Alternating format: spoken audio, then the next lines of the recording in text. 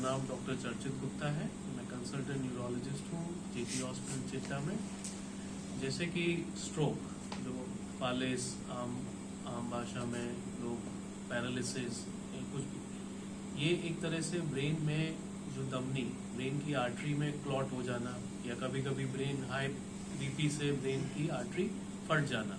तो दो टाइप के स्ट्रोक होते हैं। एक होता है इश्यमिक स्ट्रोक, जिसमें क्लॉट ब्रेन की ब्रांच की, ब्रेन की आर्टरी की ब्रांच में क्लॉट आ जाता है, ब्रेन की सप्लाई कट हो जाती है, जिससे न्यूरोलॉजिकल डेफिसिट, जैसे हाथ ना चलना, मुंह टेढ़ा हो जाना, जबान लड़खड़ाना, ऐसे सिम्टम्स हो जाते हैं। तो ये अगर इश्यमिक स्ट्रोक होता है, इसमें 3 से 4.5 घंटे में अगर ये अचानक ये लक्षण आदमी समझ जाता है, अस्पताल पहुंचता है, तो हम इस गोल्डन आवर में 3 से 4.5 घंटे में थ्रोम्बोलिसिस जो दवा एक होती है, क्लॉट बस्टिंग ड्रग, उसको दे सकते हैं।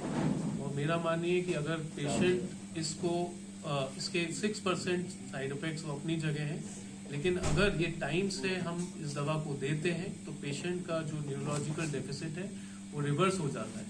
3 से 4 दिन ऐसे हमने पेशेंट्स को अस्पताल से बिल्कुल 1 पावर की ग्रेडिंग होती है, 1/5 पावर पे आते हैं, 5/5 पावर में चले जाते हैं, मतलब पूरा हाथ उठा पाते हैं।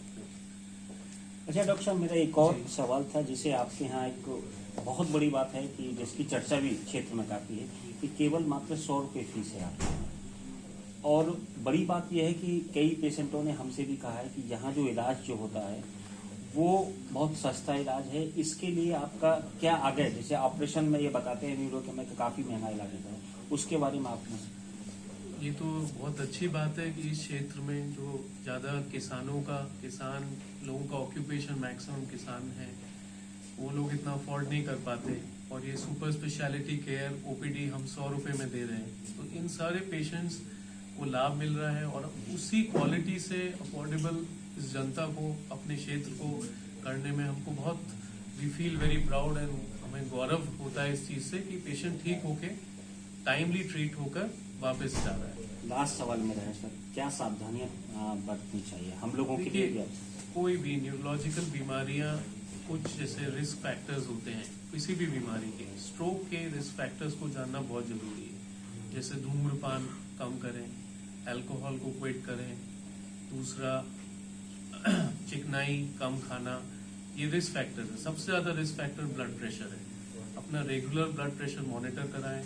हाई बीपी के अपने कॉम्प्लिकेशंस होते हैं, इश्यमिक स्ट्रोक, हाई बीपी से ब्रेन की आर्टरी फट सकती है, हाई बीपी से लॉन्ग टर्म में डिमेंशिया, जैसे ब्रेन में सिकुड़न आ जाना, तो ये कॉमन है। दूसरा कई चीजें, जैसे रेगुलर फिजिकल एक्टिविटी टाइमली, और दूसरा कुछ बीमारियों के लिए हमें अपने डाइट को फॉलो अच्छा करना है। डायबिटीज, शुगर्स को अच्छी तरह कंट्रोल करना है, और अपना कुछ अपने लक्षण, अपने हर चीजें, सिम्टम्स को, न्यूरोलॉजिकल सिम्टम्स को तुरंत इग्नोर ना करें।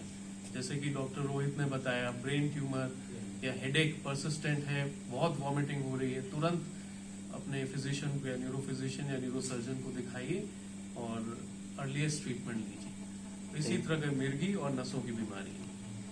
ठीक है।